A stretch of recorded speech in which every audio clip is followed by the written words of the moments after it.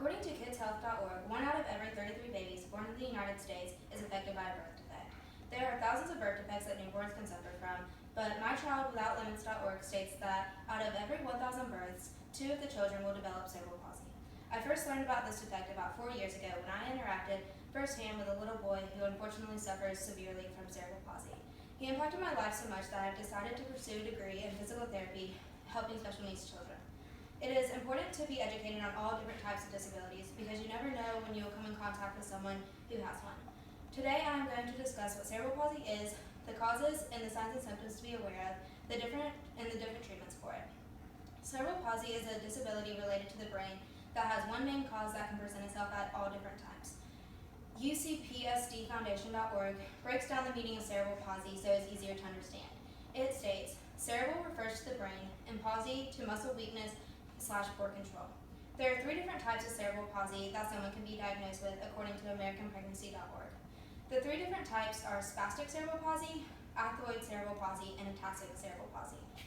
Spastic cerebral palsy means that the muscles in their limbs are stiff, which increases the difficulty of movement. Athoid cerebral palsy causes movements to be uncontrolled and slow. This type also affects the face and tongue muscles, causing access drooling and difficulty with coordinating speech. Ataxic cerebral palsy affects a person's balance and depth perception. The main cause of cerebral palsy is an injury to the brain before, during, or after birth. AmericanPregnancy.org gives good examples of why some of these brain injuries can occur. When the brain is injured during the pregnancy, it can be caused by infections that the mother has suffered from or inadequate amount of oxygen and nutrients to the fetus. When the injury occurs during birth, it can be because of premature labor or the lack of oxygen. Cerebral palsy can still be acquired up to 2 years after birth due to any brain infections or any type of brain injury. Now that we know a little bit more about what cerebral palsy is and the different types and causes, the signs and symptoms are the next important thing to be aware of.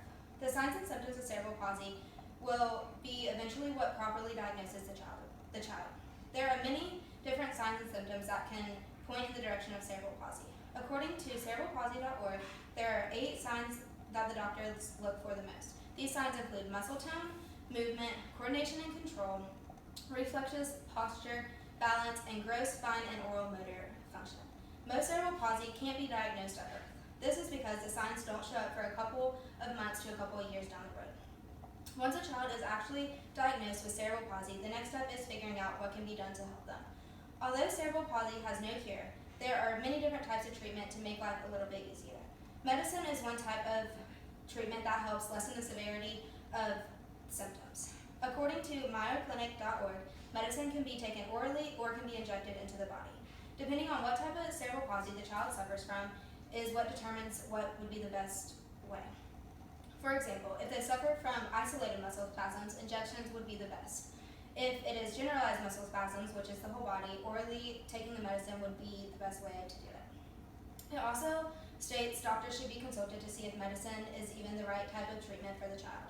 Another type of treatment is rehabilitational therapy. There are 3 major types of therapies that are also listed on MayoClinic.org.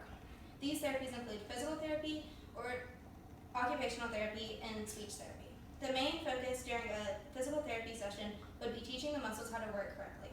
This would increase the child's strength and improve their balance and flexibility. During an occupational therapy session, the therapist would be working to teach the child how to learn daily living activities such as brushing their teeth and showering and getting dressed.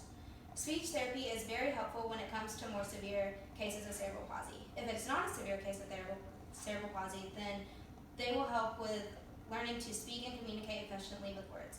If it is a severe case, there is no way to communicate with words, then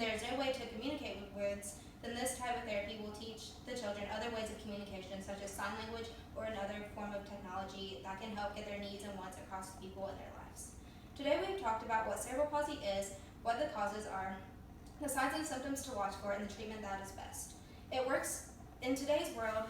Most people with disabilities are learning to live and cope with whatever it is that they have and better than they have in the past. Knowing information about disabilities can help make life easier for everyone. With all this information, we now have a small glimpse into what life is like for the little boy who gave me a dream that I cannot wait to pursue.